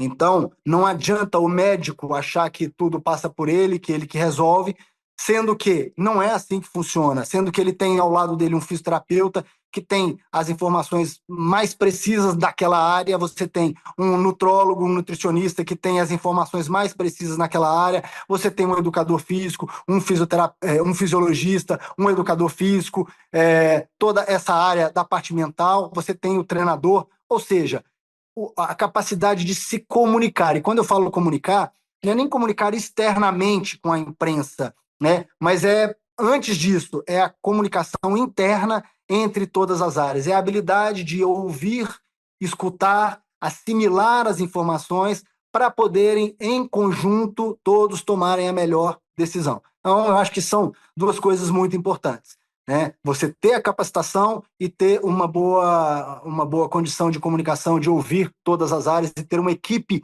muito boa do seu lado. Ninguém faz nada sozinho. Meu trabalho, eu não chegaria na seleção brasileira se eu não tivesse um trabalho muito bom no Atlético, com profissionais que eu confio, que eu trabalho em conjunto, que eu aprendo todo dia, e na seleção eu também não conseguiria estar lá há mais tempo se eu não tivesse todo esse grupo junto, trabalhando junto, e com o mesmo objetivo. Bom, tá dada a resposta aí pro seu xará. Ele chama Rodrigo Freire, deve estar estudando medicina, me parece. Agora tem uma outra pergunta muito legal aqui de um ex-jogador que é amigo nosso e que hoje se tornou um executivo na área corporativa e tal. Mas ele jogou profissional, jogou futebol profissional, chegou a jogar inclusive em outros países e tudo. E ele parece que eu acho que foi das categorias de base lá do Palmeiras, né? O Oliver Heider. E ele pergunta assim pro Rodrigo, falou, Rodrigo, você inclusive está conectado com essa tua resposta, né? Você falou da importância de ter uma equipe, de ter, né, as pessoas certas em todas as posições do seu time, né, Rodrigo, do time do departamento médico. Ele pede para você falar um pouquinho sobre o Serginho. Eu entendi que é o massagista, né? O massagista que era do Palmeiras e que parece que é uma figura ótima, assim, e pô, desde sei lá, do Mário Américo, que era famosíssimo na época da Copa de 70, que eu não ouço falar do massagista. Quem é o Serginho, Rodrigo? Cara, o Serginho é uma pessoa muito legal de se trabalhar. Ele é massagista do Palmeiras e está conosco na seleção já há bons anos, né? Eu acho que essa é a terceira Copa que a gente está indo junto. É um cara, porra, um coração enorme, um cara que está sempre disposto a ajudar, a trabalhar, não tem tempo ruim. O jogador às vezes só consegue subir para fazer uma massagem meia-noite, ele está lá fazendo a massagem no dia seguinte, 6 horas da manhã, ele está de pé fazendo as coisas que tem que ser feitas, sempre com um sorriso no rosto, sempre bem disposto, brincando. Eu falo com ele, Serginho, você tem que se cuidar, porque ele toma ao longo do dia uns 6, 7 Red Bull para ficar pilhado. Ele é aquele cara, assim, tá sempre pronto, sabe? E, assim, uma pessoa assim, que a gente gosta muito. A comissão técnica toda, né? O pessoal do staff todo, que trabalha junto com a gente, são pessoas que fazem um trabalho maravilhoso e muitas vezes invisível, né, para o público geral, que não consegue entender ali a dimensão. O universo de pessoas em torno desse grupo aí de 23 jogadores, 26 numa Copa do Mundo, a equipe que fica em torno desse grupo, ela é gigantesca. A gente fala aí de 40 pessoas, 50 pessoas em algum momento.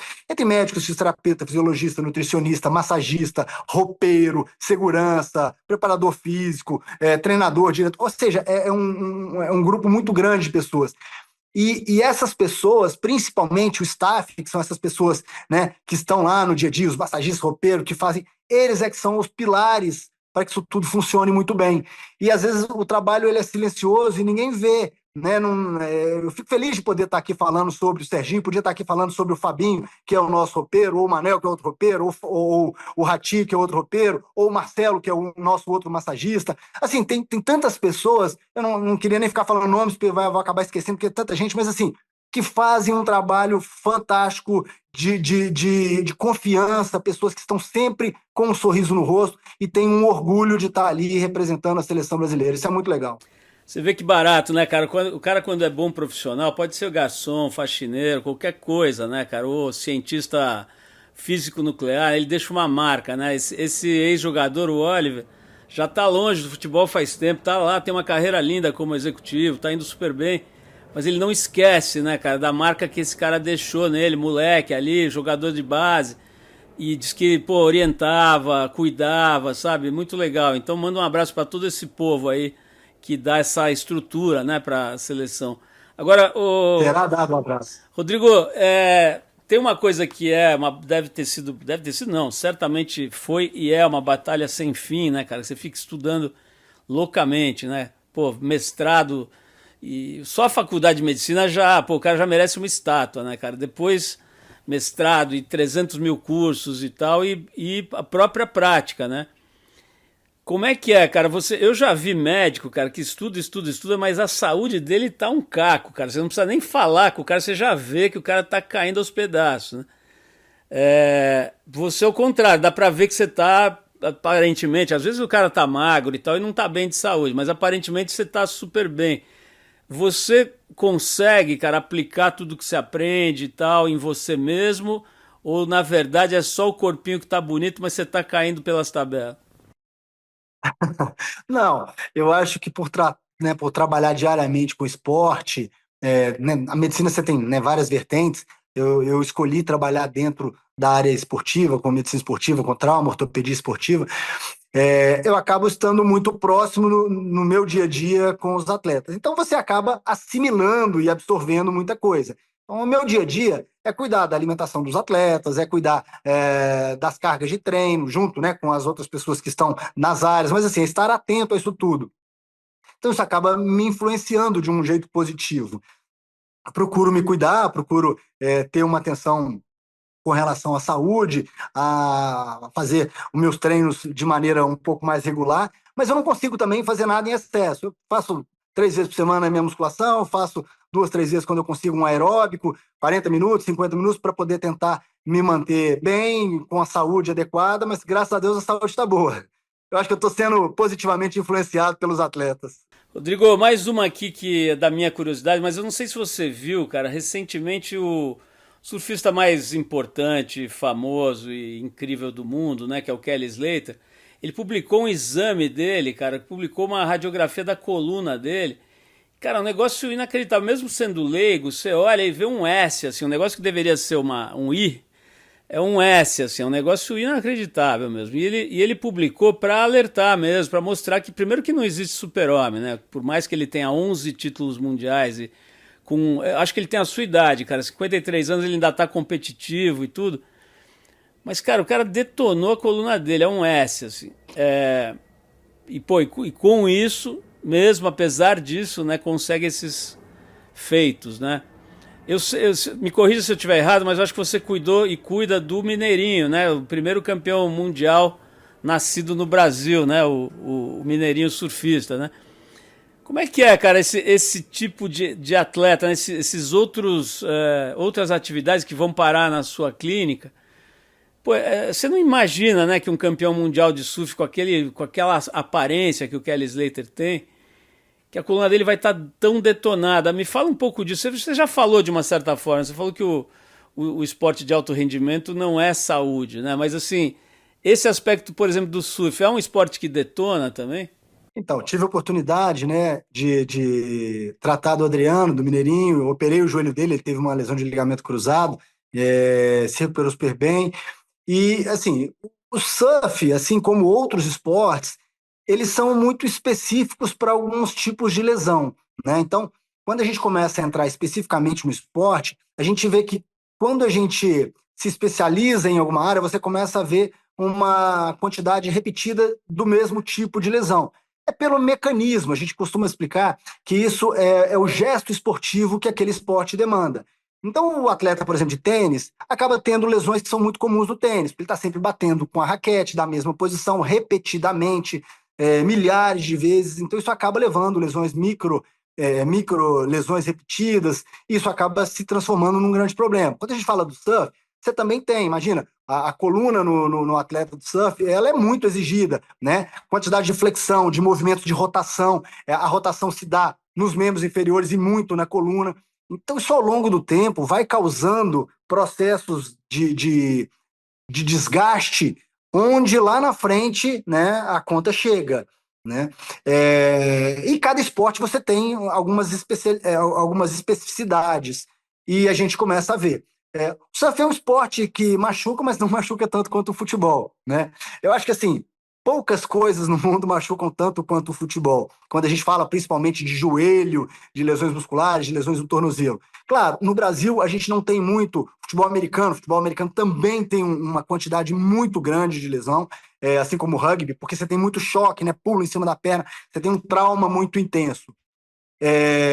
E também você tem, quando a gente volta para joelho, membros inferiores, que é a área que eu atuo mais, você tem o esqui na neve, que também machuca demais, porque são movimentos de torção e os ligamentos vão embora com muita frequência, né?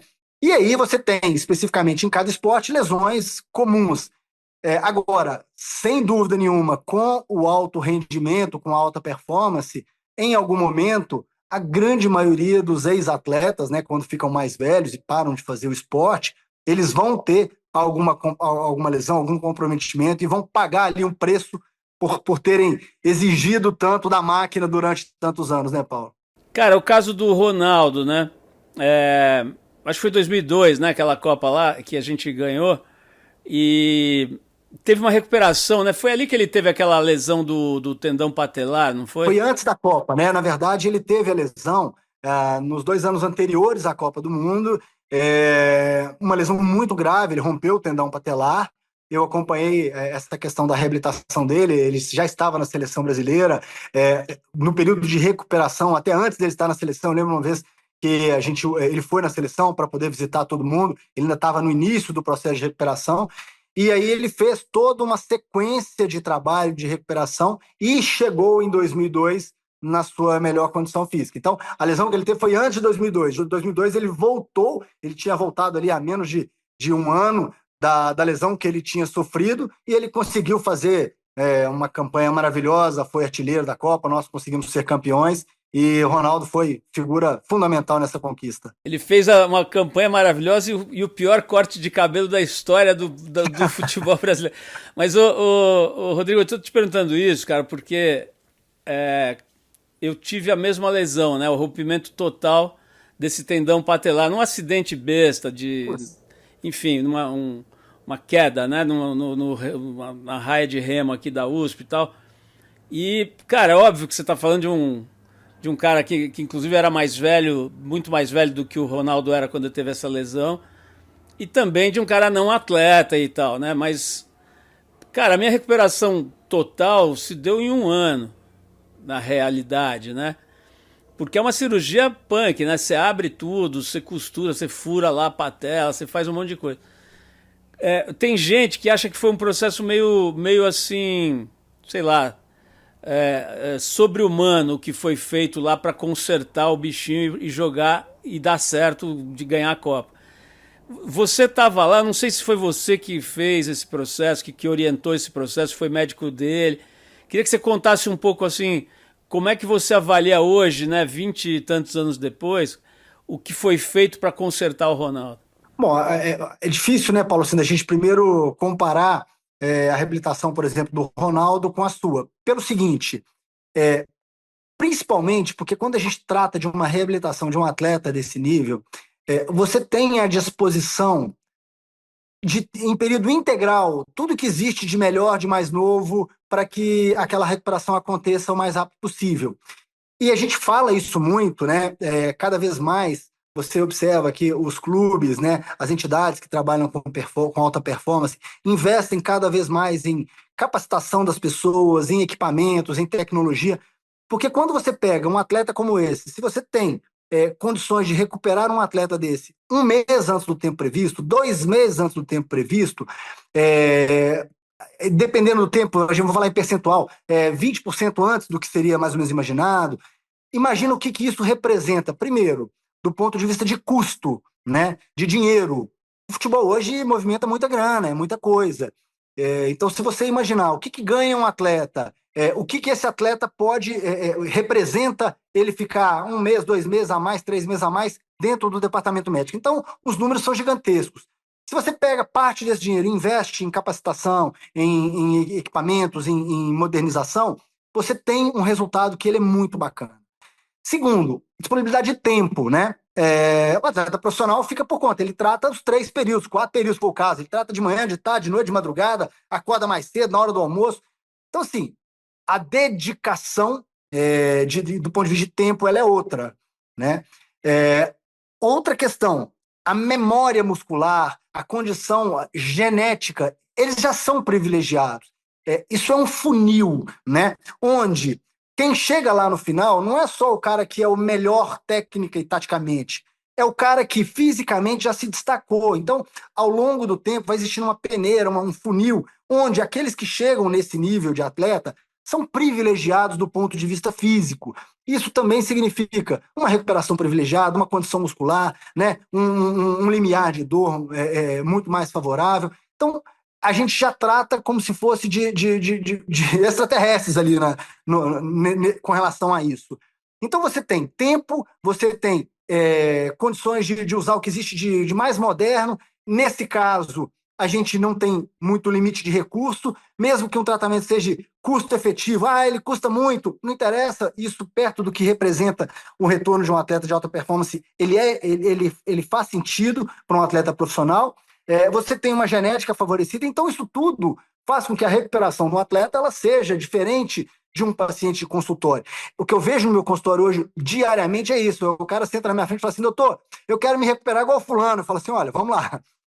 Você vai ter esse tempo de recuperação, você vai conseguir abrir mão das outras coisas, né? De se dedicar tanto, do ponto de vista de constituição física. Então, assim, são situações diferentes, né? O Ronaldo teve uma recuperação maravilhosa, inclusive, essa lesão que ele teve já era uma recidiva, ele tinha tido uma lesão antes, ele teve uma lesão.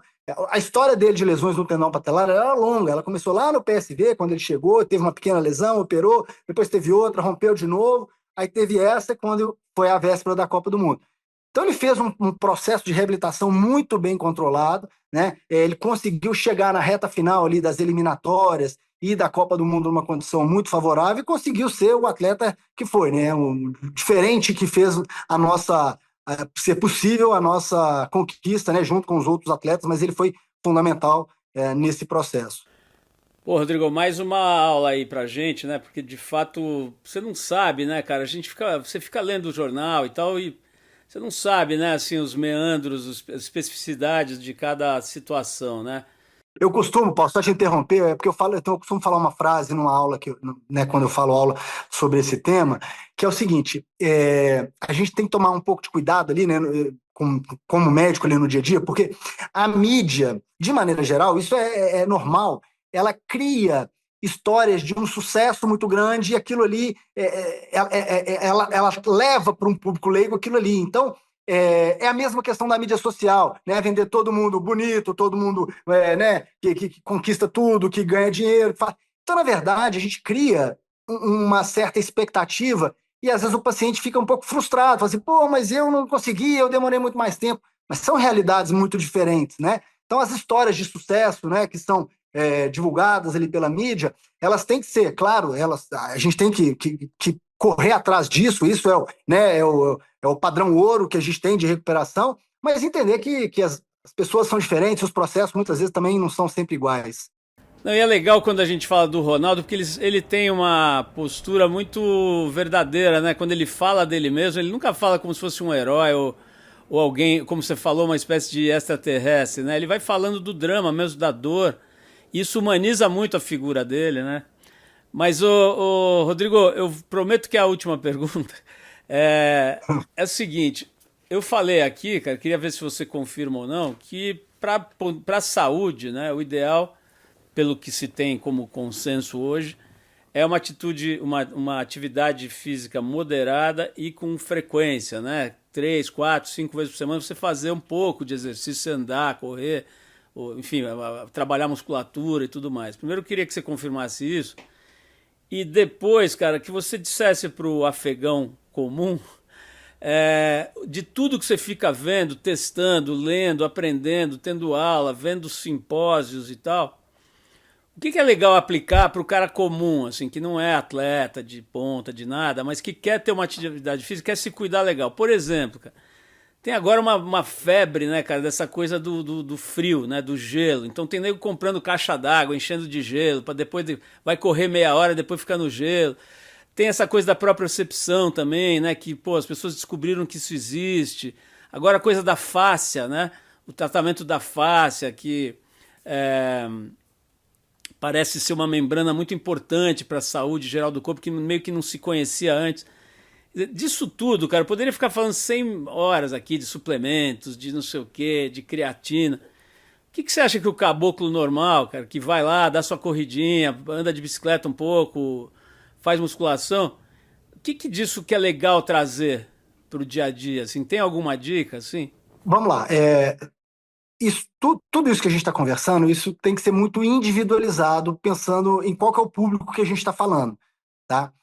Se a gente considerar um público de uma pessoa que não é um atleta, que é um paciente que quer ter um atleta, uma pessoa que quer ter uma qualidade de vida, uma longevidade, que tem uma outra atividade profissional e que tem ali um tempo restrito ali ao longo da semana para investir na saúde, se a gente pensar nesse público, a minha recomendação o mais básico, que muitas vezes é esquecido, é o que vai fazer mais diferença, tá? Então, é a pessoa se alimentar bem, é a pessoa dormir bem, é a pessoa ter uma rotina de atividades e não querer fazer tudo no sábado e depois ficar a semana inteira parado, que é o atleta do final de semana. Procurar, de uma maneira rotineira, prestar atenção, dar atenção devida às articulações, aos músculos, a fortalecer aquela musculatura para que ele tenha um equilíbrio muscular adequado, então fortalecer, alongar.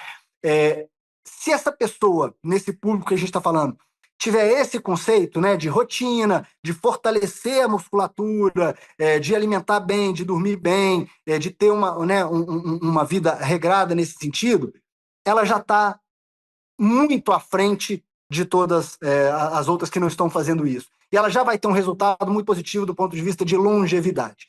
Quando a gente começa a evoluir um pouco mais, aí você tem pessoas que têm um pouco mais de demanda. Não, eu sou uma pessoa que eu gosto de correr distâncias maiores, eu gosto de fazer pequenas provas de 10 quilômetros, de 15 quilômetros, meia maratona. Você já começa a ter mais necessidade de aprofundar nessas questões todas. Você começa a colocar um atleta que coloca o seu corpo num teste, num limite maior, você tem outras coisas acima, além disso, para poder fazer.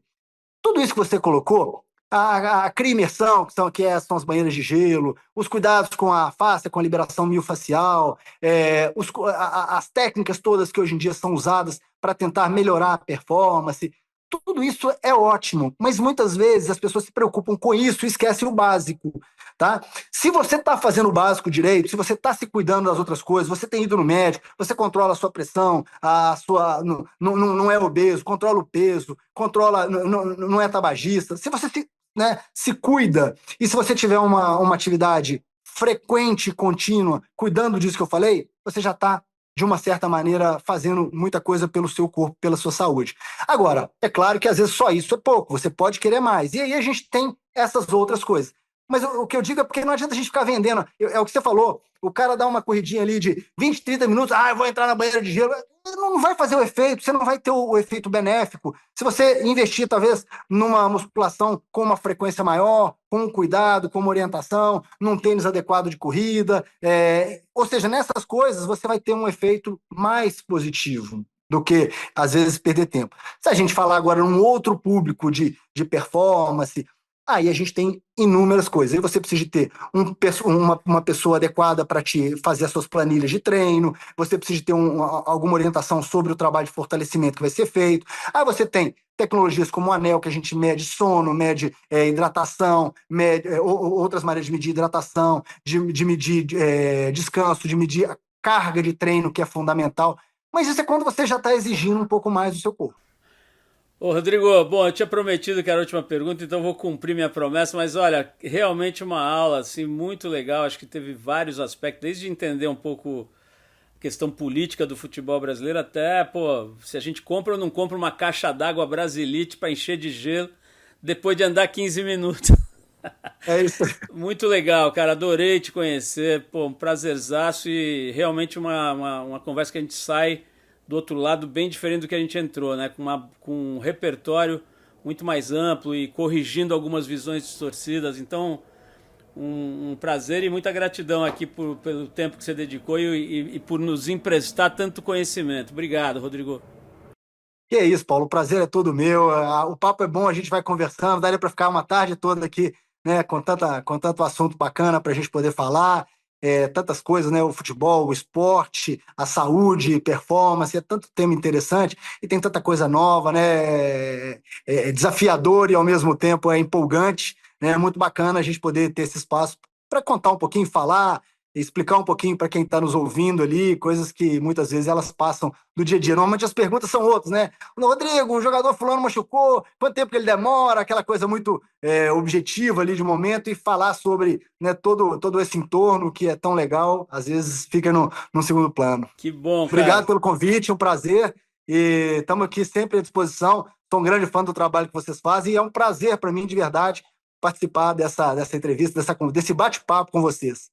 Que ótimo, cara. Recíproca super verdadeira. Agora você tem uma lista de abraços para espalhar por aí. Começa pelos roupeiros da seleção, depois vai para os massagistas, termina no Flávio Carneiro. Então manda um abraço para toda a galera aí. Pode deixar, vou falar com todo mundo. E um abraço especial para você, cara. Obrigado mesmo.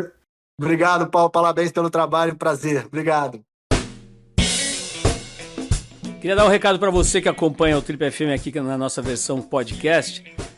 Quase todos, se não todas as plataformas, né, de difusão de podcasts, né, elas têm lá um espaço para comentários. A gente queria muito que você comentasse, desse like, lógico, mas comentasse principalmente o que você sente aqui nas nossas conversas, nas nossas entrevistas, sobre o programa, sobre os entrevistados, sobre o tipo de conversa que a gente faz. É sempre muito importante para a gente receber o seu comentário, o seu retorno, né, a sua emoção mesmo, né. Se você ouvir a gente pelo rádio, pelo Eldorado, é só escrever para o trip@trip.com.br. É fácil de lembrar, trip@trip.com.br. Manda seu comentário, sua sugestão, a sua reflexão, que vai ser muito bem-vinda. Esse foi o Trip FM, abrindo cabeças desde 1984. Direção e apresentação Paulo Lima, roteiro, produção e edição Adriano Conter. Nossas trilhas e vinhetas foram concebidas pelo grande produtor musical André Catiabava e com a locução luxuosa da atriz Marta Nowill. Para você ouvir outras entrevistas nas edições anteriores do programa, é só acessar tripfm.com.br ou também acessar via a sua plataforma de áudio favorita. A gente está no Deezer, no Spotify e em todas as outras. Na semana que vem a gente volta com mais uma conversa boa aqui no Trip FM. Abração e até